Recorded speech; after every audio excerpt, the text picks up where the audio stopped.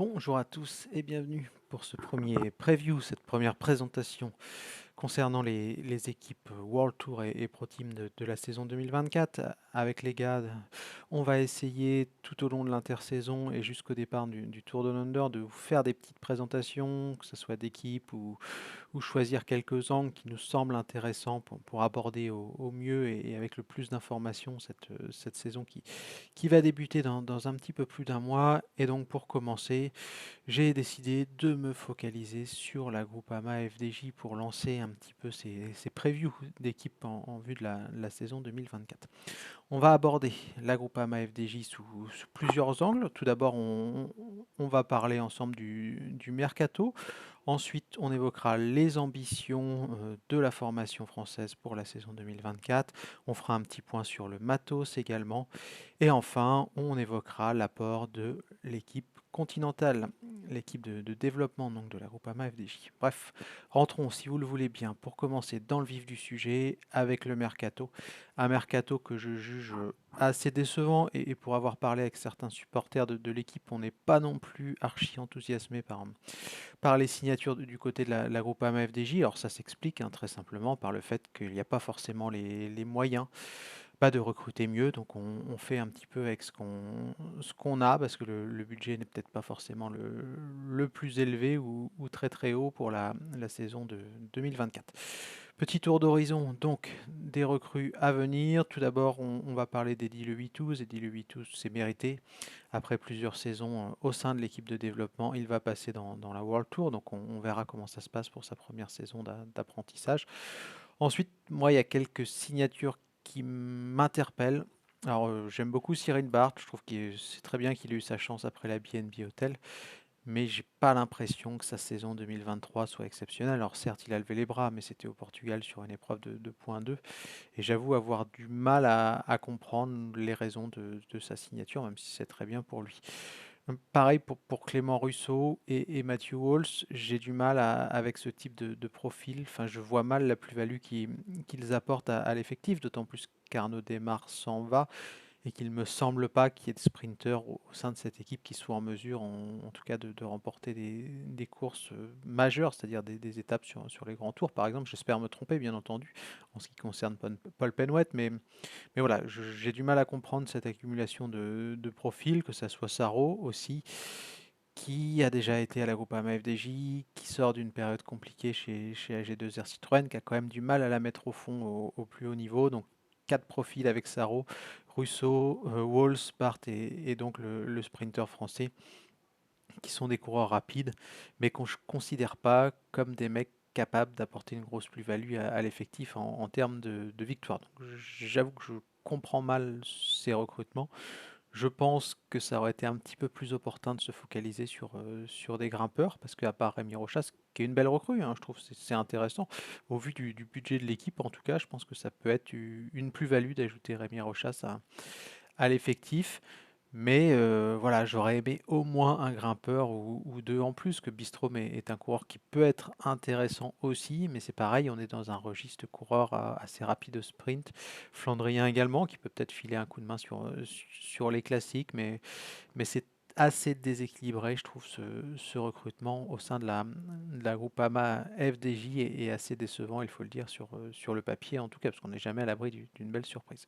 Assez décevant parce qu'il y a quand même des gros coureurs qui ont été libérés dans des registres assez différents. On ne va pas parler de Thibaut Pinot, tout le monde sait qu'il a pris sa retraite durant l'intersaison et qui va forcément manquer à l'effectif. On perd aussi Bruno Armirail, qui était quand même un coureur très très intéressant, je trouve. Arnaud Desmar, il est déjà parti depuis le mois d'août. Storer n'a pas forcément convaincu tous les fans, mais ça restait quand même, lorsqu'il était en forme, un atout assez intéressant. Jack Stewart également. Bon, Ramo Elten et Miles Scottson, je pense que c'est pas non plus des énormes pertes. Mais voilà, quand je regarde le recrutement de la Groupama FDJ et quand je regarde les départs, je me dis que l'effectif baisse en termes de qualité, je trouve, sur le papier. Mais ce que je vais dire est peut-être assez contradictoire avec la suite, parce que pour moi, l'effectif, comme je disais, de la Groupama FDJ perd en qualité pour 2024, mais je pense que l'équipe sera plus forte l'an prochain. Et je vais m'expliquer donc sur cette petite contradiction. Certes, on perd Thibaut Pinot, certes, on perd Arnaud Démare, on perd Armirail, on perd Storer et Stewart. Mais voilà, on le sait tous, au sein de la Groupama FDJ, si on ne pourra pas forcément compter sur les recrues, sauf belle surprise, on a quand même des jeunes pépites qui pointent le bout de leur nez et qui vont progresser année après année. Et c'est là où je voulais en venir sur cette contradiction, c'est que pour moi l'an prochain, les Grégoire, les Martinez, les Pitti, etc. vont encore franchir un cap. Donc certes, on perd des coureurs majeurs, mais je pense que ça va être largement compensé par l'apport des jeunes coureurs qui peuvent pourquoi pas aussi vivre leur dernière année au sein de la Groupama FDJ, parce qu'on le sait, les contrats s'arrêtent pour certains en 2024 et il faudra vraiment mettre la main à la poche si on veut tous les garder. Je suis pas sûr qu'on ait la surface financière pour le faire en fin de saison prochaine, donc c'est un petit peu l'année ou jamais, l'année où il faudra vraiment profiter de ces magnifiques signatures qui ont été faites avec tous ces jeunes coureurs, hein. Je vais vous mettre l'effectif pour la saison 2024. On va forcément compter énormément sur Romain Grégoire. Romain Grégoire qui a été très très bon en 2023, très dominateur sur certaines épreuves du calendrier français. On va l'attendre forcément en World Tour la saison prochaine pour franchir encore un cap. Très peu de doute, hein, sur l'évolution de Romain Grégoire. Pareil pour Lenny Martinez, j'imagine que son Tour d'Espagne va le mettre en confiance et on en attendra plus l'an prochain. Laurens Pitti a fait une très belle saison. Paul Penwet dans l'ombre a aussi fait une belle saison, même si ça va être dur pour Paul Penwet. Il y aura une pression sur ses épaules parce qu'il sera le sprinter numéro 1 de l'équipe et qu'il faut remplacer Arnaud Démare. Alors certes, Arnaud Démare a eu quelques saisons en dents de scie, mais voilà, ça restait un coureur capable de remporter des petits Tours de France, capable de lever les bras en World Tour sur des classiques, Milan-San Remo, le Giro, etc., etc. Donc grosse pression sur les épaules de Paul Penwet. Moi, j'attends aussi beaucoup de Laurens Pitti, qui a un profil intéressant, je trouve, et différent des autres jeunes coureurs. Donc sur les classiques, sur les épreuves de Coupe de France, etc. Je m'attends à voir un très très bon Laurens Pitti. J'espère qu'on verra un petit peu plus Roy Ben Thompson aussi, qui a un petit peu déçu les fans, je crois, cette année. Donc on verra ce qu'il en est l'an prochain. Là, pareil, ce sera peut-être sa dernière chance à Laurens Pitti s'il veut convaincre ses dirigeants de laisser poursuivre l'aventure au sein de la structure française. Alors, il n'y a pas que les pépites au sein de la Groupama FDJ, forcément, il y a également les leaders. Je vais en citer trois. Pour moi, c'est les trois principaux éléments confirmés, en tout cas, de la Groupama FDJ. Tout d'abord, David Gaudu. Et si je pense que la Groupama FDJ devrait faire mieux en 2024, c'est parce que je considère que David Gaudu a eu une très mauvaise saison 2023 et qu'il aura du mal à faire pire l'an prochain. Donc ça avait très très bien démarré avec Paris-Nice. Mais voilà, il n'était pas bien sur les classiques, il a complètement loupé son Tour de France. Donc forcément, il y a une marge de progression naturelle par rapport à son niveau de départ à David Gaudu, qui n'est pas celui qu'on a vu, je pense, lors des classiques, et quand même peut-être un petit peu mieux que ce qu'on a vu sur les routes de la Grande Boucle. Donc voilà, je m'attends à du mieux quand même pour David Gaudu, s'il n'est pas gêné par les pépins physiques, s'il n'est pas malade, etc. Bien entendu, au printemps, comme ça a été le cas cette année. J'attends aussi peut-être du mieux de la part de Stephen Kung. Je ne l'ai pas trouvé transcendant en 2023. Il y a un chrono intéressant en plus cette année pour lui. L'an prochain, pardon, celui des JO. Il y aura le chrono des mondiaux. Il y a une période des classiques où il aura forcément une revanche à prendre. Donc là aussi, je pense qu'il y a une progression logique par rapport aux performances de 2023 pour Stephen Kung en 2024. Et enfin, le troisième larron, c'est Valentin Madouas. Valentin Madouas, on sait, il a énormément de talent. Donc pourquoi pas la mettre au fond sur une grande classique l'an prochain. Bref, entre les différentes jeunes pépites qui devraient encore progresser et les coureurs majeurs en dehors de Madouas qui ont quand même un petit peu déçu en 2023, je m'attends à ce que la Groupama FDJ soit encore une fois dans le top 10 des formations du World Tour. Je pense que entre 5 et 8, on va dire, c'est plus ou moins sa place naturelle en termes de qualité. Et je m'imagine les voir un petit peu mieux que cette année, comme je disais, peut-être pas en termes de classement, parce que c'est quand même compliqué, ils étaient quand même bien cette année, mais en termes de victoire, de performance pure, peut-être plus que de points, je les vois un petit peu mieux que cette année. Donc on verra bien ce qu'il en est. Il y a une incertitude aussi qui me fait mettre peut-être un petit bémol, notamment au niveau de Stephen Kung, c'est le changement de matériel. On sait le partenaire historique Lapierre a décidé de quitter l'aventure à la fin de l'année 2023. remplacé par Willier. On n'a pas encore d'infos sur les vélos. Il y a des interrogations. Je sais que certains fans de l'équipe s'interrogent sur le fait qu'il n'y ait pas la dernière version du vélo Willier qui soit disponible pour les coureurs de l'effectif l'an prochain. Est-ce que ça sera corrigé ou pas? On ne sait pas.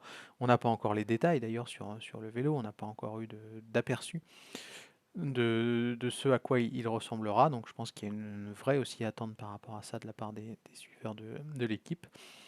Et on verra bien si ça a une incidence ou pas, parce qu'il y a forcément une période d'adaptation, même si on a commencé, j'imagine, depuis l'automne, depuis peut-être le mois de septembre, fin août, début septembre, du côté des mécanos, du côté des coureurs, à travailler un petit peu sur ce matériel. Mais il y aura peut-être une période d'adaptation qui peut être préjudiciable, notamment sur le chrono pour Stéphane Kung. Donc on verra bien ce qu'il en est l'an prochain à, à ce niveau-là. Dernier élément, pour moi, l'apport de la Conti, alors on l'a dit, il y a eu une année exceptionnelle avec Grégoire, avec Martinez, avec Pitti, etc., etc. Mais j'ai l'impression que c'est un petit peu plus dur quand même en 2024 de recruter de très très bons prospects. Et ça s'explique, je pense, par un élément majeur ou un facteur majeur, c'est que la concurrence est de plus en plus rude, pardon, au niveau des formations de développement. Donc forcément, il y a moins de bons coups à faire et on perd en qualité. Je ne vois pas de coureur vraiment bankable au sein de la Groupama FDJ Conti. Certes, il y a des bons éléments, Thibaut Gruel par exemple, moi j'aime bien Lewis Bauer. Il y a des juniors qui vont rejoindre l'effectif, qui vont être intéressants à observer. Brieuc Roland était bien chez les juniors, on verra s'il confirme. Idem pardon, pour les Britanniques ou les Australiens, donc, ou l'Australien, pardon. Mais voilà, il n'y a pas de grosses certitudes. Quand je vois la liste, je me dis pas, il y a un mec dans le lot qui est sûr de passer en World Tour la saison prochaine, vu son niveau de 2023. Donc c'est là où je me dis que l'apport de la Conti ne sera pas aussi exceptionnel qu'il y a 2 ans. Donc on verra bien ce qu'il en est. J'espère encore une fois me tromper, mais voilà, pour moi on est dans le milieu de tableau au niveau des équipes de Conti. Bref, voilà pour cette petite pastille. Pour résumer un petit peu mon propos et cette petite présentation de la Groupama FDJ 2024, mercato décevant pour moi, même si on a fait avec les moyens du bord. Effectif qui devrait être meilleur malgré tout l'an prochain, grâce notamment à l'apport ou à la montée en gamme des différents jeunes talents de l'effectif. Du mieux, enfin on attend en tout cas du mieux au niveau de David Gaudu et de Stephen Kung. Et il y a cette incertitude au niveau du matos. Donc je prévois quand même une bonne saison de la part de la Groupama FDJ, d'autant plus qu'il y a un dernier élément que je n'ai pas évoqué, c'est que bah, normalement les tensions devraient être apaisées. L'épisode Arnaud Démarre a logiquement laissé des traces. J'imagine que ça n'a pas été forcément évident pour tous les pensionnaires d'effectifs, pour tous les staffs, parce qu'il y avait logiquement des amitiés qui s'étaient liées. Peut-être qu'il n'y a pas des clans, parce que c'est un mot un petit peu fort, mais il y a forcément des affinités. On préférait peut-être David Godu, on préférait peut-être Arnaud Desmar au sein de l'effectif chez certains. Donc voilà, ça a peut-être été une année compliquée à digérer. Et le départ du sprinter français devrait certainement apaiser les choses à ce niveau-là. On sait que ça a pu être compliqué avec d'autres également qui sont partis, notamment Michael Storer, d'après ce qu'on a pu entendre. Donc on verra. On espère pour la groupe AMFDJ qui repartiront sur des bonnes bases l'an prochain. Et voilà un petit peu ce que je pouvais dire sur cette petite présentation, la première donc en ce qui concerne la saison 2024. Bonne journée à tous, ciao.